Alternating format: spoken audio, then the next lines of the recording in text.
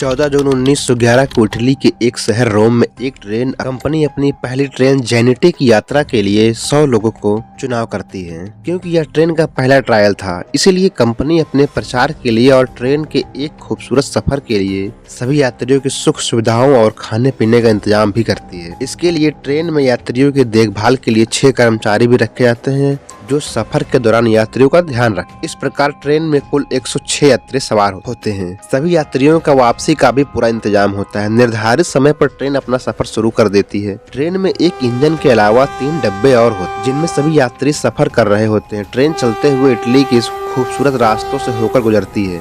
सभी यात्री खूबसूरत नज़ारों का आनंद लेते हुए यात्रा कर रहे थे। सब कुछ निर्धारित तरीके से चल रहा था, लेकिन कुछ समय बाद ही उस ट्रेन के साथ कुछ ऐसा होता है जिसे आज 100 साल से ज्यादा समय बीत जाने के बाद भी इटली के लोग हैरान हैं। ट्रेन अपने निर्धारित समय से आगे बढ़ रही थी। ट्रेन के रास्ते में एक टनल आती है जिसका नाम लोम्बार्डिनी टनल था। यह टनल लगभग 1 किलोमीटर लंबी थी। यह टनल बहुत लंबे समय से इस्तेमाल की जा रही थी, इसलिए इस टनल से गुजरना ट्रेन के लिए कोई खास बात नहीं थी। यह ट्रेन के लिए एक आम रास्ता था, लेकिन इस बार यह ट्रेन टनल के एक सिरे से अंदर तो जाती है, लेकिन दूसरे सिरे से बाहर नहीं निकलती। वह ट्रेन इसी टनल के भीतर कहीं खो जाती है। इस घटना से इटली के सभी लोग आश्चर्यचकित रह जाते। एक दिन का समय बीत जाने के बाद भी उस 106 यात्रियों वाली ट्रेन का कोई अता पता नहीं था। जब कंपनी वालों को ट्रेन के बारे में बताया गया तो उनसे पूछने पर तो उनके पास केवल यही जानकारी थी कि ट्रेन को आखिरी बार लोम्बार्डिनी टनल के अंदर से जाते हुए देखा गया था। इसके अलावा उनके पास उस ट्रेन के बारे में कोई जानकारी नहीं थी। इसके बाद उस जेनेटी ट्रेन की खबर इटली के राष्ट्रीय अखबारों में छपने लगी, जिससे वहां के सरकारों को भी इस बारे में जानकारी मिली। सभी लोगों को इस बात का आश्चर्य हो रहा था कि केवल 1 किलोमीटर लंबी टनल में इतनी बड़ी ट्रेन 106 यात्रियों के साथ कैसे गायब हो सकती है। ट्रेन कंपनी को लगा कि शायद उस सुरंग में कोई विशाल गड्ढा होगा जिसमें वह ट्रेन गिर गई होगी।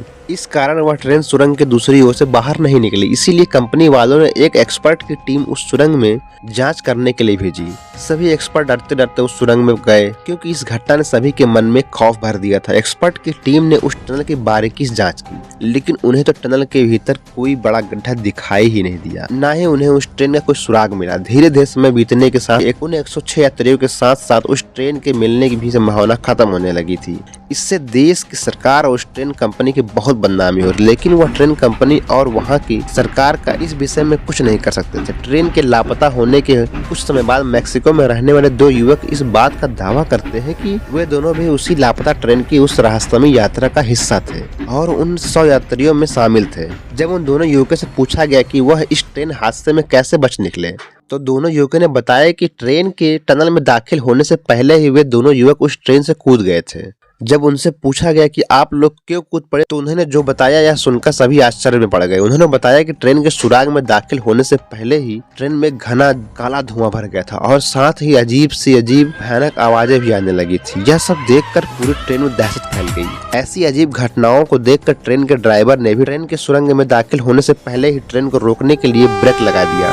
इससे ट्रेन की रफ्तार कम हो गई थी और वे दोनों उस ट्रेन से कूद गए। लेकिन कूदने के दौरान उन दोनों को काफी चोटें आई और वह कुछ दिनों तक बेहोश पड़े रहे, जिससे उन्हें कुछ भी पता नहीं चला कि आखिर ट्रेन के साथ क्या हुआ था। उनके साथ की गई पूछताछ और जांच पड़ताल में सरकार को कुछ ऐसा मालूम नहीं चला जिससे उस ट्रेन के बारे में कुछ सुराग मिल सके, क्योंकि उन दोनों की मानसिक हालत कुछ ठीक नहीं लग रही थी। इसलिए उनकी बातों पर विश्वास नहीं किया गया। इसके कुछ समय बाद एक और ऐसा दावा सामने आया जिसने फिर से सभी को सोचने पर मजबूर कर दिया। यह दावा था मैक्सिको के एक डॉक्टर का। उसने बताया कि इस हादसे के अगले दिन कुछ 104 लोग उसके पास इलाज कराने आए थे। वे सभी लोग मानसिक रूप से बीमार थे। डॉक्टर ने यह जानने की बहुत कोशिश की कि उन सभी लोगों के साथ क्या हुआ था, लेकिन उस डॉक्टर को कुछ भी समझ में नहीं आया, क्योंकि वो सभी के सभी लोग बहुत अजीब हरकतें कर रहे थे। इस दावे पर इटली के सभी लोग भरोसा नहीं कर पा रहे थे। लेकिन जैसा कि डॉक्टर ने कहा था कि कुल 104 लोग थे और पहले दावा करने वाले 2 युवकों को भी इसमें जोड़ दिया जाए तो यात्रियों की संख्या 106 हो रही थी।